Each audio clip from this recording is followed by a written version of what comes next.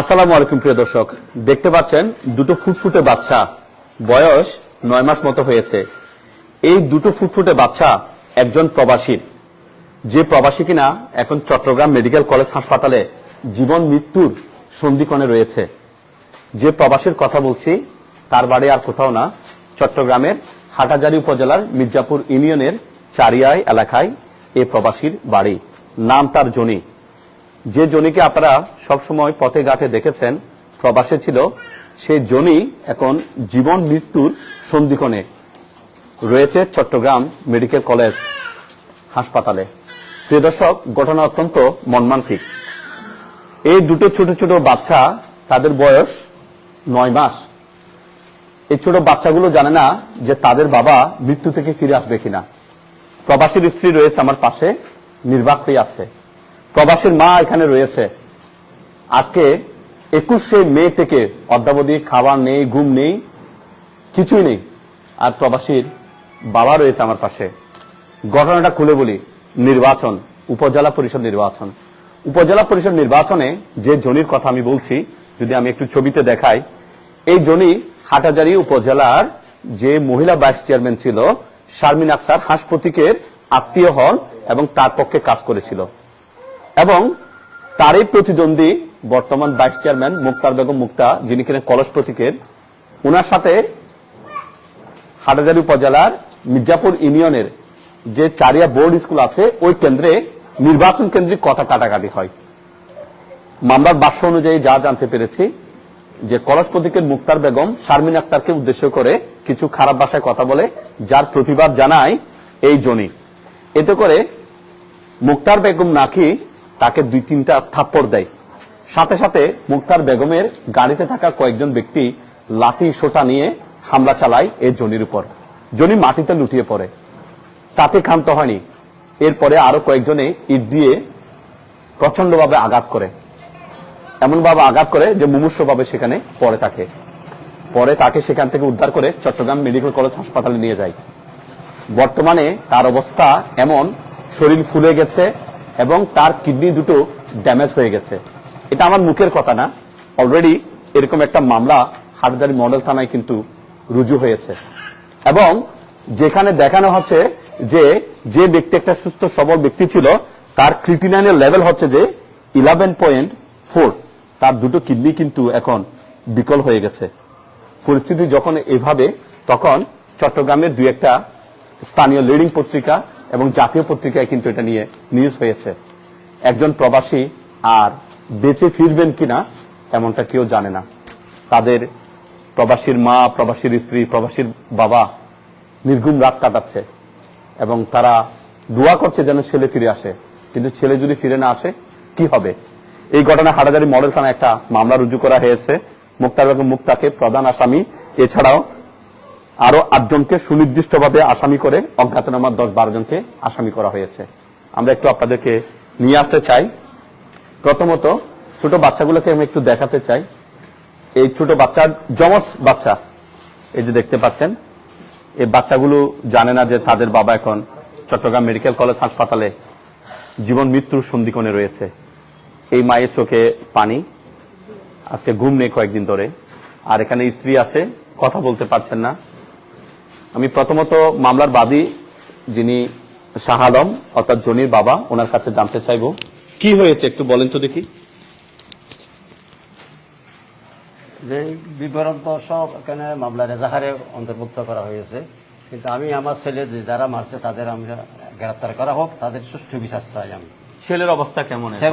ছেলের অবস্থা এবং আশঙ্কাজনক। 2টা বাল্ব নষ্ট হয়ে গেছে। কিসের বাল্ব নষ্ট হয়েছে?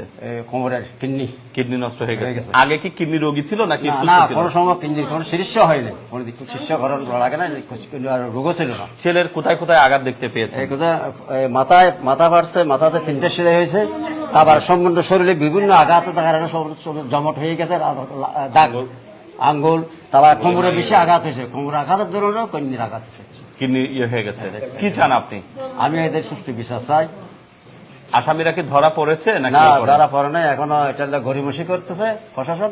তাহলে এগুলা ধরার জন্য, আসামি গ্রেফতার করার জন্য আমি জোর দাবি জানাচ্ছি। আচ্ছা, এখানে আপনি কি হন? আপনি জনির কি হন? আমি বোন। বোন হন। এই ছোট ছোট বাচ্চা দুটো কার? এগুলো আমার ভাইয়ার। ভাইয়ার। ভাই কোথায় এখন আপনার? আমার ভাই এখন চট্টগ্রাম মেডিকেল হাসপাতালে। কি দেখতে পেয়েছেন ওখানে যখন গিয়েছেন? আমি দেখতে পেয়েছি আমার ভাইয়ার কোনো চোখে ঘুম নাই। আমরা আমার ভাই কোনো গাড়িতে অ্যাক্সিডেন্ট করলে আমরা ওটা মেনে নিতে পারতাম। আমার ভাই কিচ্ছু নিরহ, কোনো রাজনীতিতে নেই, কোনো দলে নেই। আমার মামি প্রার্থী হিসেবে দাঁড়াইছে বলে আমার ভাই একটু পরিশ্রম করছে, একটু সহযোগিতা করছে আর কি। আমার ভাইয়ের এখন আমরা সুস্থ বিচার চাই। দুটো বাচ্চা হয়েছে আমার ভাইয়া, এখনো বাবা ডাক্তার শুনতে পাই নাই। আমরা আপনাদের কাছে অনুরোধ করছি, সরকারের কাছে যে যতটুকু দেখবে লাইভটা সবাই শেয়ার করবেন, সবার দোয়া যাচ্ছি, সবাই সহযোগিতা করবেন। ভাই কথা বলতে পারছে না? আমার ভাই কথা বলতে পারছে না। আমার ভাই একটু কথা বললে নিঃশ্বাস আটকে যাচ্ছে। আমার ভাইয়ের চোখে ঘুম নেই, বসতেও পারতেছে না, দাঁড়াইতেও পারতেছে না, শুইতেও পারতেছে না। অনেক তো ওর মা ফুয়ার কি অবস্থা আছে এখন? তো ফুয়ার অবস্থা অতিরিক্ত খারাপ, সম্পূর্ণ গা মারিয়ে টুকটুকে বানাই ফেলাই, হালা হালা হালা হালা ডাকে।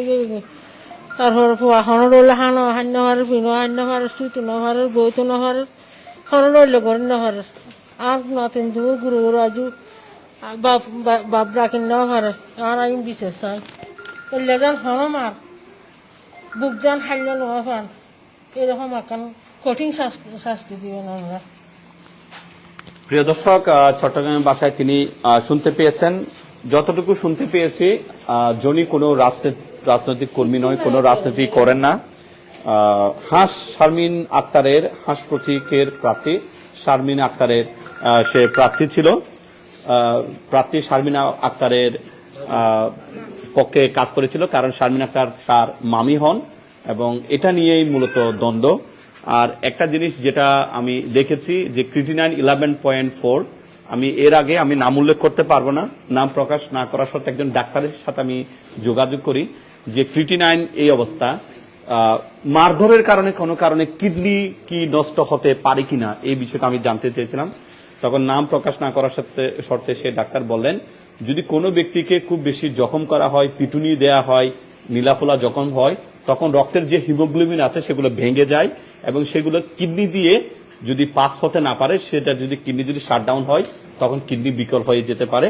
এটা যারা ডাক্তারি পড়েন তাদের ভাষ্য অনুযায়ী তিনি এই কথাটা বলেছেন এবং এটা সম্ভব। অর্থাৎ কোনো ব্যক্তিকে যদি বেধড়ক পিটানো হয়, শরীরে যদি জখম হয় এবং ওনার কিডনি ড্যামেজ হতে পারে এবং সেই কিডনির একটা রেজাল্টটা যদি আমাকে একটু আরো একটু দেখান, একটু রেজাল্টটা আমাকে একটু আবারও দেখাবেন। সেই রেজাল্টটা একটু আপনারা দেখেন, এই যে সেই রেজাল্টটা এখানে ক্রিটিনাইন রেজাল্ট, এটা যদি আমরা একটু দেখাই, একে সিরাম ক্রিটিনাইন লেখা আছে। এই ক্রিটিনাইনের পয়েন্টটা হচ্ছে যে 11.4, দেখতে পাচ্ছেন নিঃসন্দেহে 11.4। আমি যদি একটু কাছ থেকে দেখাই, এটা হচ্ছে যে বর্তমান সেই কিডনির লেভেলের যে ক্রিটিনাইন রেজাল্টটা আছে, এই হচ্ছে যে বিষয়। আরেকটা বিষয় যে কথাটা ওনারা বলছেন যে দুটো কিডনি ড্যামেজ হয়ে গেছে, ওনাকে ডায়ালাইসিস করতে হচ্ছে এবং তিনি ভালোভাবে কথা বলতে পারছেন না।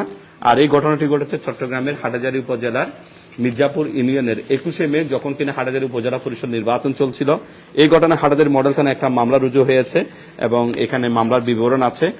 যেহেতু আমাদের কাছে কিছু ভিডিও ফুটেজ আছে মেডিকেলে চিকিৎসাধীন অবস্থায় জনির, সেই ভিডিও ফুটেজগুলো আমরা এখানে দেখাতে পারছি না বলে দুঃখ প্রকাশ করছি, কারণ এই ধরনের ইমেজ বা ছবিগুলো বা ভিডিওগুলো ফেসবুক কর্তৃপক্ষ সরিয়ে দেবে।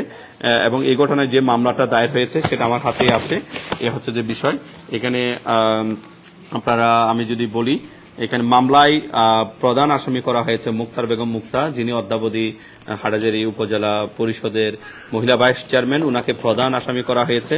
এছাড়া আরো যে কজন আসামির নাম এখানে আমি দেখতে পাচ্ছি, 2 নম্বর আসামি করা হয়েছে মোহাম্মদ হান্নানকে, 3 নম্বর আসামি করা হয়েছে আব্দুর রহিমকে, 4 নম্বর আসামি করা হয়েছে মোহাম্মদ জসিমউদ্দিন শিকদার, 5 নম্বর আসামি করা হয়েছে মোহাম্মদ সেলিম, 6 নম্বর আসামি করা হয়েছে তাজুল ইসলাম, 7 নম্বর আসামি করা হয়েছে মোহাম্মদ মঞ্জু, 8 নম্বর আসামি করা হয়েছে মোহাম্মদ সাদ্দাম, 9 নম্বর আসামি করা হয়েছে সাইফুল ইসলাম।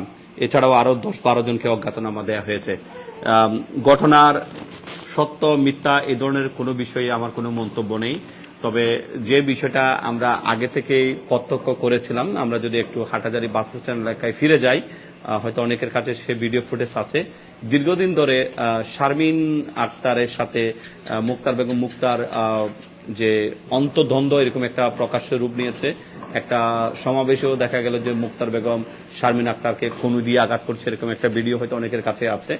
জানি না কি কারণে এভাবে এমনটা হয়েছে, সেটা হচ্ছে আজ থেকে আরো কয়েক মাস আগের ঘটনা, এবং তারই আফটার ম্যাথ হিসাবে আমরা যে ঘটনাটা এখন শুনতে পাচ্ছি, যেহেতু আমরা কেউ দেখিনি, কিন্তু এই ঘটনা একটা মামলা রুজু হয়েছে যে মুক্তার বেগম মুক্তা সেই যে এখন বর্তমানে চট্টগ্রাম মেডিকেল কলেজ হাসপাতালে চিকিৎসাধীন আছে, তাকে চড় থাপ্পড় দিয়েছে। পরবর্তীতে মুক্তার বেগমের সাথে থাকা যে ব্যক্তিগুলোর নাম বলেছি তারা হামলা করেছে। আজকে একটা বিষয় গভীরভাবে ভাববার বিষয় আছে, সেটা হচ্ছে যে এখন আমি বকবক করে চলে যাচ্ছি, ওনারাও ওনাদের অনুভূতিগুলা ক্ষোভগুলা প্রকাশ করে যাচ্ছে। আল্লাহ না করুক যদি এই ব্যক্তির কোনো একটা মৃত্যু হয়, তাহলে এই দুটো বাচ্চার কি হবে, বা যে জনি আছে তার স্ত্রী কি হবে, জনির মায়ের কি হবে, জনির বাবা কি হবে, জনির আত্মীয় স্বজন পরিবার পরিজন আছে তাদের কি হবে। তাই এই ভিডিও থেকে সর্বশেষ শিক্ষা হচ্ছে এটাই যে উত্তেজনাবশত ক্ষোভেবশত আপনারা কেউ কারো উপর হামলে করবেন না। কাউকে গুলি করেও মারলেও অনেকে মরে না, বেঁচে যায়, আবার অনেকের এ ধরনের ঘটনা থেকেও মৃত্যু হয়। তার একটা প্রত্যক্ষ একটা বিষয় আপনারা এখন হয়তো দেখতে যাচ্ছেন। এখানে যে ভিডিওগুলো আছে দেখানোর মতো না, ওরা যদি দিতে পারে হয়তো কমেন্ট বক্সে দেবে। আবার এটাও বলে রাখি, মুক্তার বেগম মুক্তা বলেন ব্যক্তিগতভাবে ওনার সাথে আমার সুন্দর সম্পর্ক, শারমিন আক্তার যিনি বলেন ওনার সাথে আমার সুন্দর সম্পর্ক, কোনো প্রার্থীর সাথে আমার বিরূপ সম্পর্ক নেই। এটা কোনো প্রার্থীর পক্ষে যেয়ে কারো বিপক্ষে বলা বা কারো বিপক্ষে যেয়ে কারো পক্ষে বলা এমনটা নয়, এটা জাস্ট একটা ঘটনা তুলে ধরেছি। এই শান্তির হাটাজারি শান্তিতে থাকুক এবং এই ধরনের ঘটনাগুলো না ঘটুক। যেহেতু এই ঘটনা একটা মামলা হয়েছে, সর্ববিষয়গুলো এখন প্রশাসন খতিয়ে দেখবে। এদের দাবি সর্বশেষ শুনতে চাই, আপনাদের দাবিটা কি সর্বশেষ একটু বলবেন? আমাদের দাবি যারা যে ইমতিয়াজ আলম জনিকে যারা আহত করছে তাদেরকে গ্রেফতার করা হোক, তাদেরকে দৃষ্টান্তমূলক শাস্তি দেওয়া হোক। ছেলের অবস্থা কি? ছেলের অবস্থা আশঙ্কাজনক, ডাক্তাররা বলছে। এটা আমি মুখে বর্ণনা করতে পারছি না। কি পরিমাণ টাকা খরচ হয়েছে পর্যন্ত? আরে অনেক টাকা খরচ হয়ে গেছে, এগুলা মুখে বলার মতো না। এখন 2-2.5 লাখ টাকার উপরে খরচ হয়ে গেছে এতটুকুতে। কথাবার্তা বলতে পারছে না, কথা বলতে পারছে না। আমার কথা একটু করে উঠলারে এগুলো কথা বোঝা যায় না, আর সমস্ত শরীর ফুলে মুঠ হয়ে গেছে একদম। আমরা দোয়া করি সে প্রবাসী জনি সুস্থ হয়ে ফিরে আসুক। জনি কোনো রাজনৈতিক কর্মী নয়, এটাই আমরা জানতে পেরেছি। সে তার মামি শারমিন আক্তারের পক্ষে কাজ করেছিল, এ হচ্ছে যে বিষয়।